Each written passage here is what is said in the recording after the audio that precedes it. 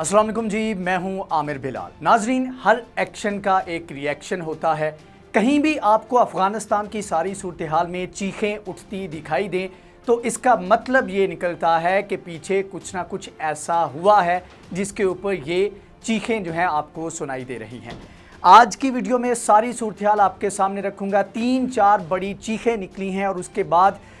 उसके पीछे क्या रीज़न थी, किस वजह से ये चीखें निकल रही हैं, वो सारी सूरत हाल आपके सामने रखूँगा। इस वक्त सबसे ज़्यादा अगर किसी की पटाई हो रही है या किसी को मुंह की खानी पड़ रही है, अमेरिका तो है ही, उसके साथ साथ भारत भी मौजूद है। और एक बहुत बड़ा जो इशू चल रहा था, जो ब्रादर मुस्लिम मुल्क तुर्की की वजह से, वो भी तकरीबन हल होने के करीब आ गया है। तालिबान की जानिब से एक प्रपोज़ल दिया गया है जिसके ऊपर हो सकता है कि जो काबुल एयरपोर्ट की ज़िम्मेदारी संभालने के ऊपर जो बातचीत चल रही थी, तुर्की ने कहा था कि ये इंतज़ाम मुझे दे दिया जाए, तो हो सकता है कि तुर्की उससे पीछे हट जाए। ये सारी सूरत हाल जो है आपके सामने रखता हूँ। सबसे पहले ओवरऑल अफ़गानिस्तान की जो इस वक्त करंट सूरत हाल है उसके ऊपर बात कर लेते हैं। अफ़गान उर्दू के मुताबिक अफ़गानिस्तान की जो ताज़ा तरीन सूरत हाल है उसके मुताबिक 217 अजला तालिबान के कब्ज़े में जा चुके हैं, जबकि हुकूमती कंट्रोल में सिर्फ 69 अजला रह चुके हैं। जी हाँ, सिर्फ 69 अजला रह चुके हैं और इसमें से भी सारे जितने अजला रह गए हैं उनके जो दारुल हुकूमत है, ज़्यादातर को तालिबान ऑलरेडी सराउंड कर चुके हैं और उनके ऊपर एक हमले की मार है कि उनके ऊपर कब्ज़ा कर सकते हैं। इसके अलावा 112 अजला पर कब्ज़े की जंग जारी है, जबकि इस वक्त तालिबान के ज़ेर कब्ज़ा जो इलाके हैं वो 1 करोड़ 37 लाख हैं। हुकूमती कंट्रोल वाले इलाके में 1 करोड़ 3 लाख, जबकि मुकाबले के इलाके में 88,78,000 लोग रिहाइश पजीर हैं। मैप आप देख सकते हैं कि जिसमें वाज़े तौर पर देखा जा सकता है कि किस तरह कंटेस्टेड जो एरिया है वो तेज़ी के साथ अफ़गान तालिबान जो हैं उनके कंट्रोल में जा रहे हैं। अब इसके साथ साथ मैंने पहले भी आपको बताया था कि अफ़गान तालिबान का एक रूल है, एक कायदे के तहत चलते हैं। इवन के जो जंग शुरू की गई है और मुकम्मल इनखला के बाद जो अगली जंग होगी, जो कि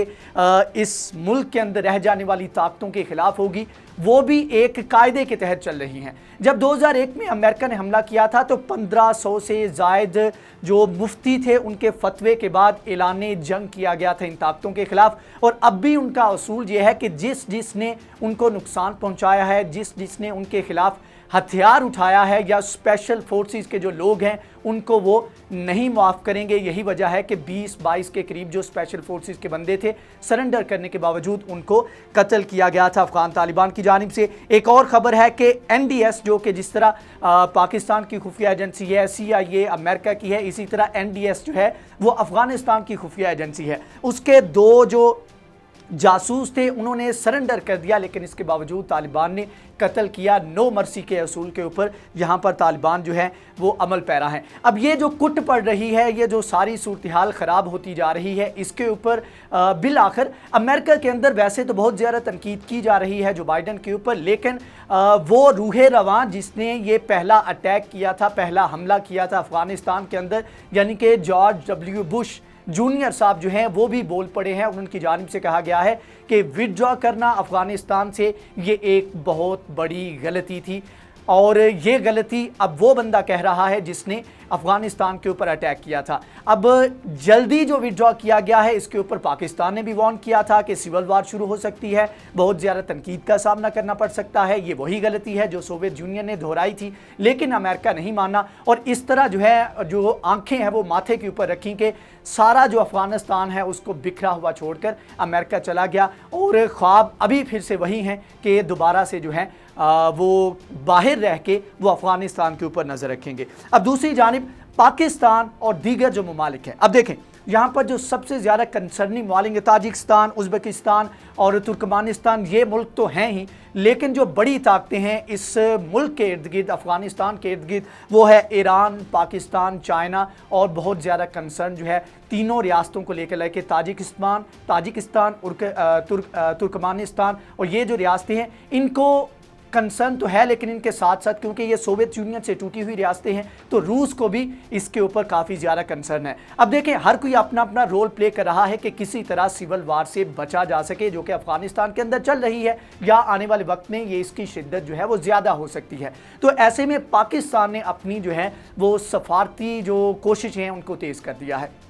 पाकिस्तान के जो अफ़गानिस्तान के अंदर सफ़ीर हैं, उन्होंने अगर पिछले 24 घंटों की बात की जाए तो बहुत सारे लोगों से उन्होंने मुलाकातें की हैं। वज़ीर ख़ारिजा से मुलाकात की, उसके अलावा जो साबिक सदर हैं हामिद करज़ई, उनके साथ मुलाकात की, और उसके बाद फिर उसका फ़ायदा ये हुआ कि साबिक सदर अफ़गानिस्तान हामिद करज़ई और prime minister of Imran Khan जो है, prime minister of Pakistan Imran Khan, इनके दरमियान टेलीफोनिक रब्ता हुआ है और इमरान खान की जानिब से उनको इन्वाइट किया गया है पाकिस्तान में कि आप पाकिस्तान में आएँ और दो तरफ़ा ताल्लुकात को किस तरह बेहतर बनाया जा सकता है, मौजूदा सूरत हाल को किस तरह मज़ीद बेहतर कर सकते हैं, इसके ऊपर तबादला ख्याल किया जाएगा। अब इसके अलावा जो बड़ी मैंने आपको बात की कि किस तरह हमारा ब्रदर मुल्क तुर्की जो है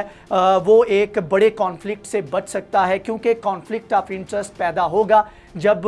नेटो फोर्सेस के साथ आया हुआ तुर्की अफ़गानिस्तान के अंदर रुकेगा, और काबुल जो कि मेन जगह समझी जाती है, एक लास्ट जो है स्टैंडिंग पॉइंट होगा, जब ये गिर गया तो समझिए कि पूरा अफ़गानिस्तान तालिबान के हाथ चला जाएगा। तो इसकी हिफाजत में अगर तुर्की होगा तो ज़ाहिर बात है कन्फ्रंटेशन होगी, और पाकिस्तान जो कि तालिबान को एक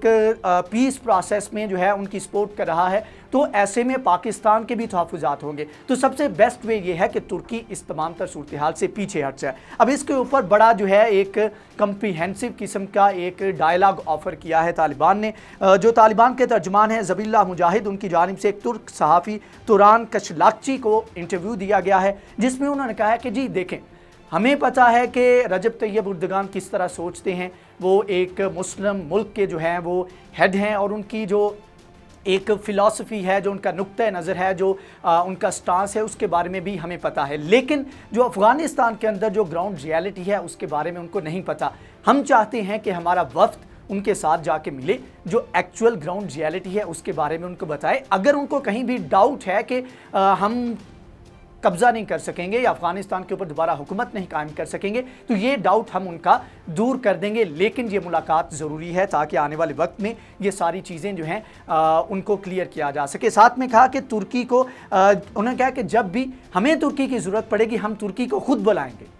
अगर तुर्की चाहता है कि वो इंतज़ाम संभालना चाहता है तो हम उसको बुलाएंगे, लेकिन इस तरह अगर करेगा तो फिर हमारी कन्फ्रंटेशन होगी, उसके नताइज होंगे और मामलात जो हैं वो मज़ीद ख़राब हो सकते हैं। क्योंकि साथ में जो इस्लामिक पॉइंट ऑफ व्यू से देखा जाए तो रजब तैयब एर्दोगान इस वक्त जो है कह लें कि मुस्लिम उम्मा की बहुत बड़े लेवल के ऊपर ना सिर्फ तुर्की के मुसलमान जो हैं बल्कि पूरी दुनिया के मुसलमानों की रिप्रेजेंटेटिव के तौर पर वो सामने आए हैं। तो ऐसे में उनका इस तरह कन्फ्रंटेशन में आना एक बहुत बड़ी जो है वो गलती हो सकती है, और अमेरिका भी यही चाहेगा कि किसी तरह से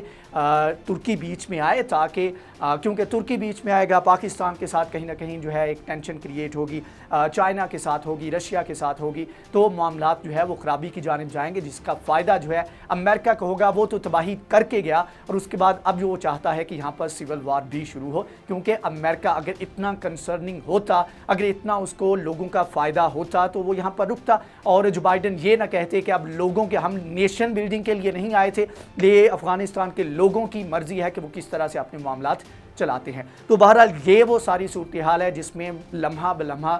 तमाम तर सिनेरियो जो है वो चेंज हो रहा है, और हर घंटे के साथ जो है वो नई पेशरफ्त सामने आ रही है। आज की वीडियो से इतनी। अगर ये वीडियो आपको पसंद आई है तो इसको लाइक करें, शेयर करें, हमारे चैनल को सब्सक्राइब करें। नेक्स्ट वीडियो में हाजिर होंगे, तब तक के लिए अल्लाह हाफ़िज़।